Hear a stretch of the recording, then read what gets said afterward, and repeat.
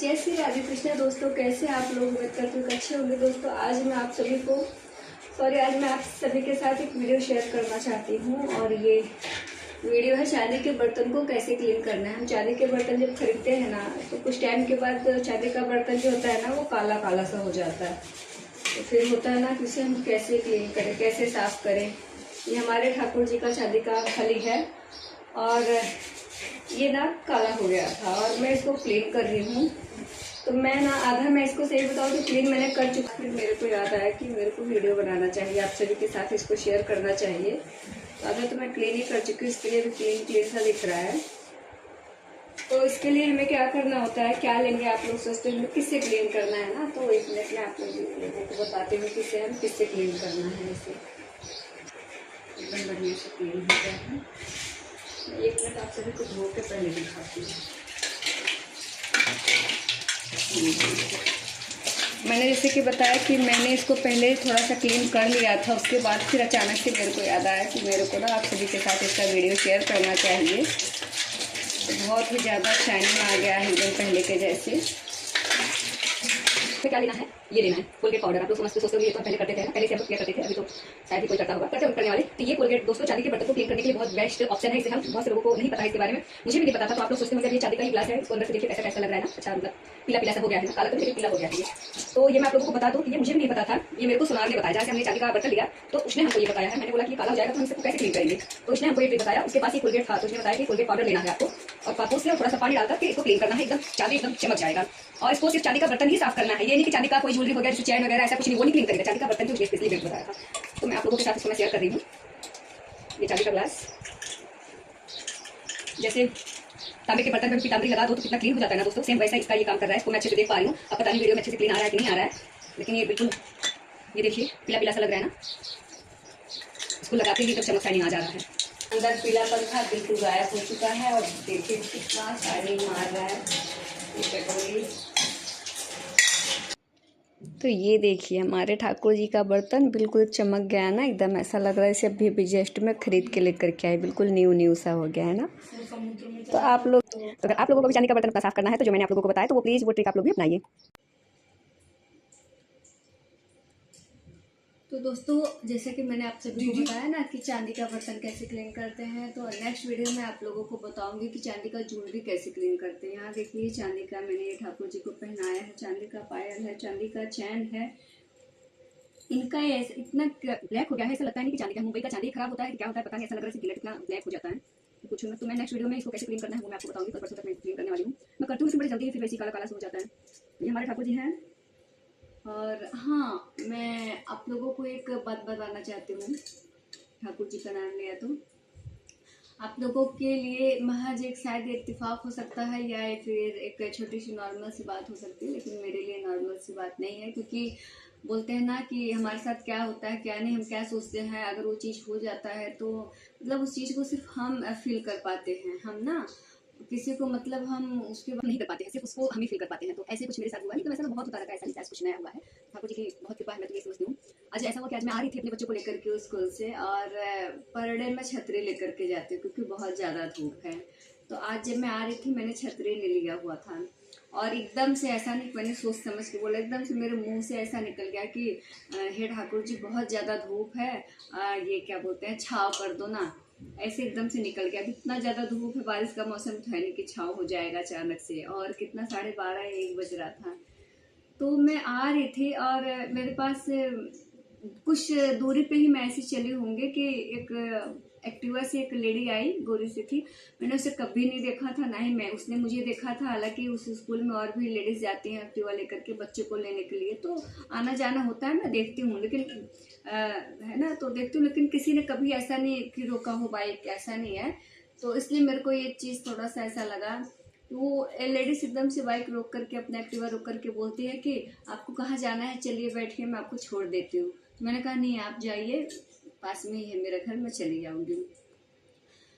तो एकदम से मेरे माइंड में आया कि मैं आज 1 डेढ़ साल से स्कूल जा रही हूँ, ऐसा कभी नहीं हुआ। एक बार हुआ था, नवरात्र के टाइम पे हुआ था, मैं बिना चप्पल के स्कूल में जा रही थी तो भी किसी ने मेरे को लिफ्ट दिया था।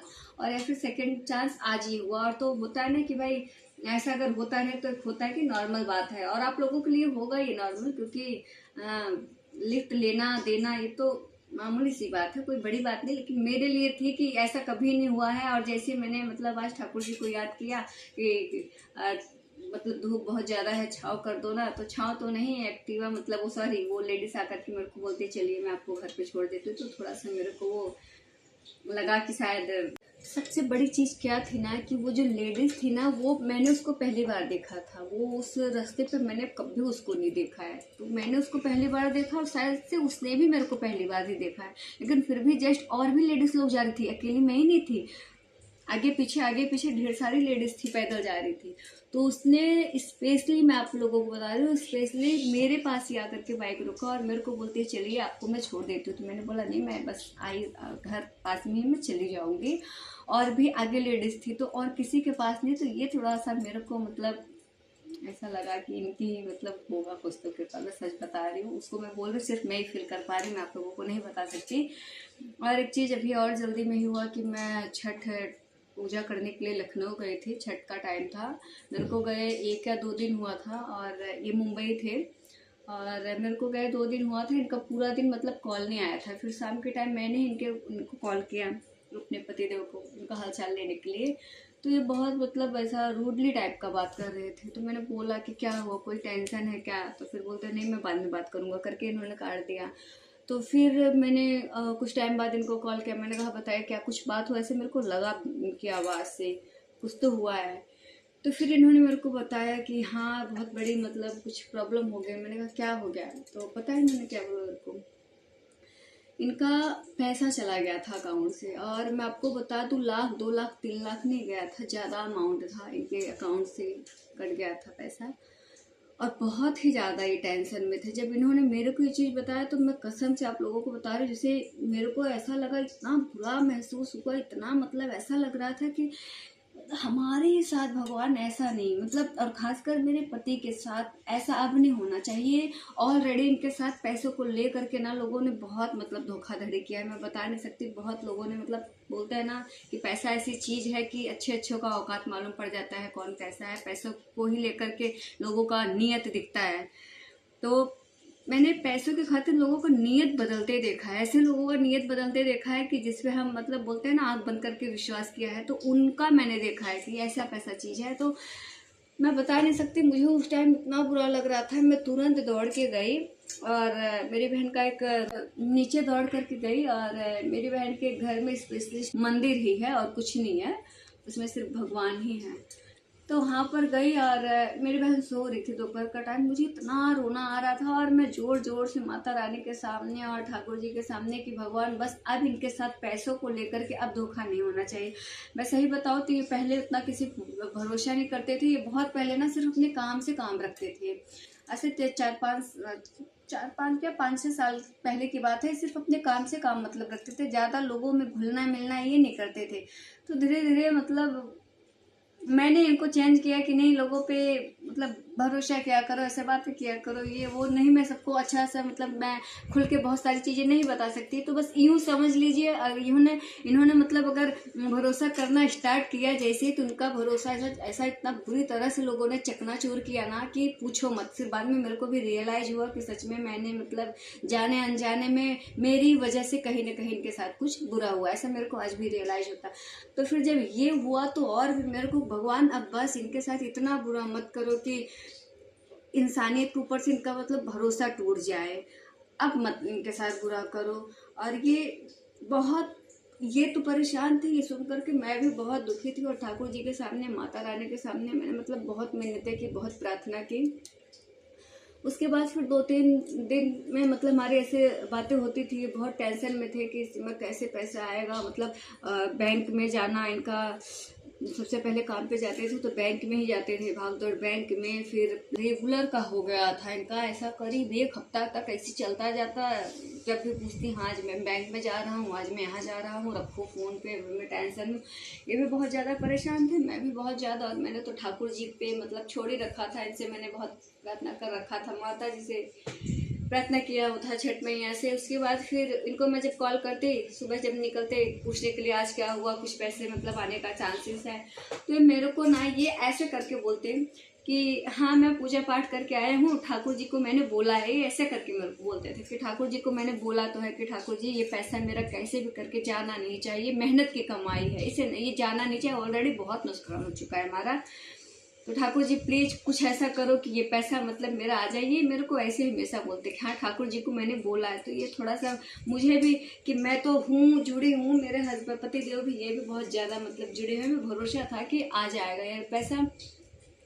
आप लोग इसे चाहे चमत्कार समझो चाहे कुछ भी समझो, हमारे लिए तो एक चमत्कार से कम नहीं है, क्योंकि ये जो इनका पैसा गया था ना कहीं बैंक वाले भी मतलब क्योंकि उनकी गलती नहीं थी कि वो इसको मतलब भरपाई इसका करती। हाँ एक तसल्ली दे रहे थे, तसल्ली कि हाँ मिल जाएगा, बस वो वही तक कर रहे थे। पुलिस भी अपना काम हाँ देखते हैं हो जाएगा, बस ऐसा ही था। उस टाइम इनका एक और दोस्त था, उसके भी अकाउंट से दिवाली का टाइम था, 80,000 रुपये उसका गया था, उसका अभी तक नहीं आया। उसके पहले इनके और भी एक वो बहुत बड़े बिजनेसमैन हैं, उनका तो मतलब शायद से बहुत ज़्यादा, उनका तो मेरे हिसाब से 20-25 लाख रुपए ऐसा कुछ गया था। वो बहुत बड़े बिजनेसमैन तो उनका गया था। और आज की बात नहीं है, ये 2-3 साल पहले की बात है। और आज दिन तक वो कितना भाग दौड़ किए, उन्होंने बहुत ज़्यादा हाथ पैर मारा, उनका पैसा नहीं आया। तो उनसे जब ये मिले तो उन्होंने बोला भाई मेरा तो नहीं आया और मुझे नहीं लगता है कि तुम्हारा आएगा, उस पैसे को तो भूल ही जाओ। लेकिन इनको भी एक जिद थी कि नहीं ये पैसा भाई मेहनत का पैसा है, ऑलरेडी बहुत नुकसान हो चुका है, ये नहीं जाने दूंगा चाहे कुछ भी करना पड़े मेरे को। और इन्होंने मेरे को बोला कि सीमा ये पैसा तो मैं नहीं जाने दूंगा चाहे कुछ भी हो जाए। और ठाकुर जी के ऊपर मुझे भरोसा है, मुझे भी भरोसा था कि ठाकुर जी कुछ ऐसा कृपा करना कि प्लीज अब इनके साथ नहीं गलत होना चाहिए।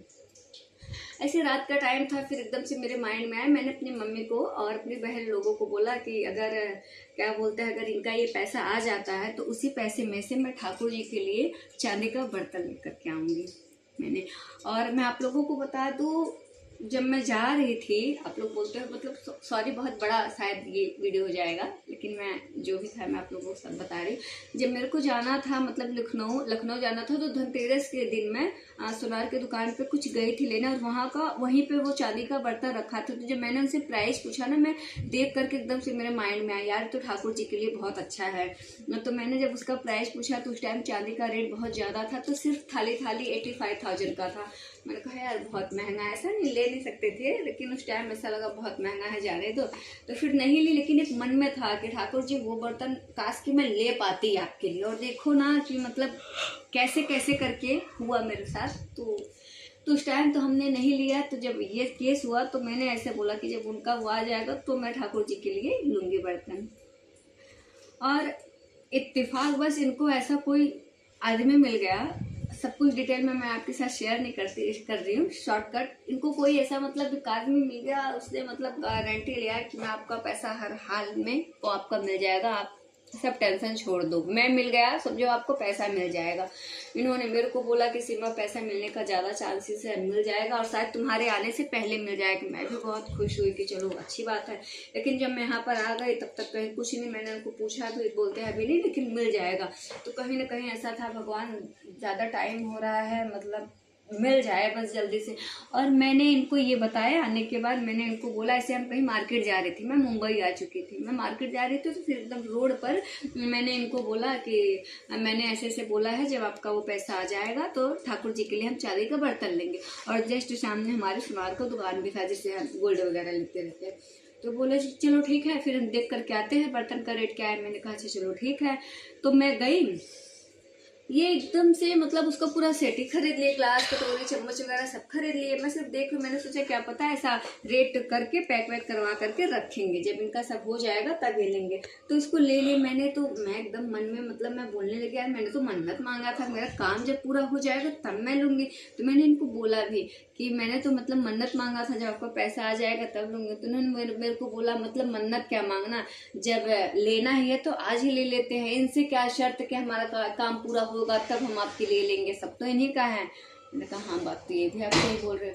तो इन्होंने मतलब मन्नत पूरी होने से ही पहले वो बर्तन ठाकुर जी के लिए हमारे ले लिया था। और उसके 2-3 दिन बाद ही मैं आपको बता रही, उनका जो भी पैसा था सब अकाउंट में इनके जैसे गया था वैसे ही इनका अकाउंट में सब पैसा आ गया, मिल गया। तो ये महज इत्तेफाक नहीं है, क्योंकि जैसे इनका पैसा गया था ना बहुत कम चांसेस था मिलने का, बहुत ही कम चांसेस था। बहुत सी लोगों का तो मिला भी नहीं, न बैंक वालों ने ला करके दिया, ना ही पुलिस ने कुछ मतलब किया उतना। लेकिन मैं तो बस यही समझती हूँ कि ठाकुर जी की कृपा से वो आ गया। तो एक होता है ना कि हमारे साथ, मैं अपना एक्सपीरियंस आप लोगों के साथ शेयर कर रही हूँ कि हमारे साथ ठाकुर जी अच्छा ही सब करते हैं। अगर कुछ बुरा कर रहे हैं, बुरा नहीं कर रहे हैं, अगर कुछ हो भी रहा है ना, तो जैसे कोई लोग आ रहा है, फिर कोई लोग को हटा रहे हैं हमारी लाइफ से, तो हमारे लिए, मैं अभी समझने लग गई हूँ, तो हमारे लिए वो इंसान बहुत बुरा ही होगा, तभी ठाकुर जी ने हमारी लाइफ से उसको साइड में कर दिया है। क्योंकि बोलते हैं ना कि जैसे माँ बाप अपने बच्चों के लिए अच्छा ही सोचते हैं कि हमारे लिए क्या अच्छा है क्या बुरा है, वैसे हमारे ठाकुर जी हमारे लिए जो भी करते हैं, जो भी कर रहे हैं, सब अच्छा ही कर रहे हैं और आगे भी अच्छा ही करेंगे। बाकी जो भी कुछ मेरे लाइफ में हो रहा है, होगा, सब कुछ मैंने इनके ऊपर छोड़ रखा है, सब कुछ। और बस ये है कि अपनी कृपा हमारे ठाकुर जी बनाए रखें। और बस क्या बोलूँ आप लोगों को मैं, तो ये था मेरा कि बताना था मुझे कि ठाकुर जी ने हमारे साथ, इनकी कृपा है हमारे ऊपर। देखिए हमारे ठाकुर जी मुस्कुरा रहे हैं कि नहीं, देखिए, ये देखिए हमारे ठाकुर जी मुस्कुरा रहे हैं, प्यारी प्यारी हमारी ठाकुर जी। मैं फील करती हूँ कि मैं अगर इनको ऐसा गोद में लूं, ऐसे बातें करूं और कुछ भी, तो मैं उसको फील करती हूँ कि ये मुस्कुराते हैं। मैं आप लोगों को बता नहीं रही हूँ, कोई एग्जाम्पल नहीं दे रही हूँ, कोई सफाई नहीं दे रही, कुछ नहीं, मैं आज अपना बता रही हूँ। मैं फील करती हूँ उस चीज़ को कि ये मुस्कुराते हैं, ये हंसते हैं, ये